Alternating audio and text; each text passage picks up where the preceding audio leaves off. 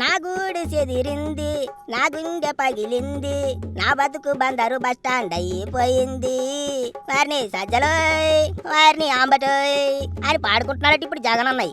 మరే ఏదో నాడు కూటమిలో ఉన్న బీజేపీ తనతో కలుస్తుంది, ఎన్నికల సమయానికైనా సరే బీజేపీ కలిసి నడుస్తుంది అని అన్న చాలా ఆశలెట్టుకున్నాడట. అసలు బీజేపీ మీద ఆశలెట్టుకునే జగనన్న అంత ధైర్యంగా మళ్ళీ వస్తాం అన్నట్టు మాట్లాడుతున్నాడట. అందుకే రాష్ట్రంలో టీడీపీ వాళ్ళను జనసేన వాళ్ళను ఎట్ట పెడితే అట్ట మాట్లాడే వైసీపీ వాళ్ళు బీజేపీని కనీసం పల్లెత్తు మాట కూడా అనరు. జగనన్న అనొద్దని చెప్పేశాడట. పార్లమెంటులో ఎట్లాంటి బిల్లులు ఎట్టినా అక్కడ వైసీపీ వాళ్ళు ఎన్డీఏకే మద్దతు ఇస్తుంటారు.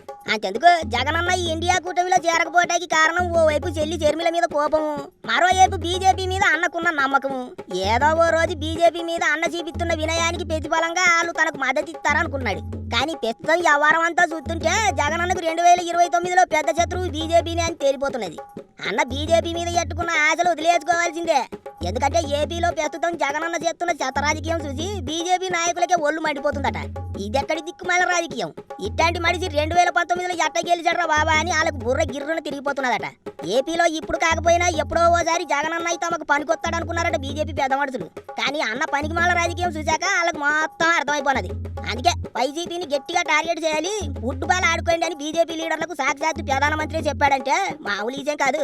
అన్నకు ఇప్పటి నుంచి అప్పుడప్పుడు తాండ్రే అంతా చూస్తుంటే ప్రస్తుతం ఏపీలో వైసీపీకి ప్రత్యామ్నాయంగా జనసేన పార్టీని లైన్లో ఎడుతుంది బీజేపీ. వైసీపీని మొత్తానికి పాతాళానికి తొక్కేస్తే పీడాపాయే. ఆనకు టీడీపీ జనసేన ఎట్టాగు కూటమి పార్టీలే కాబట్టి ఏపీలో అధికారానికి డోకా లేదనుకుంటున్నారట.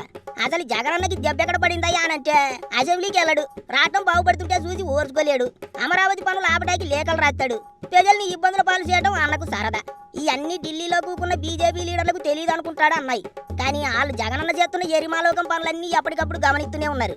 అందుకే ఇన్నాళ్ళు కాస్తో కూస్తో జగనన్న మీద జాలి దయ చూపించిన కాషాయదళం ఇప్పుడు జగనన్న జెండా పీకి పారేయి వైసీపీని ఇంకా పాతాళానికి తొక్కేసే పనిలో పడింది అంటున్నారు.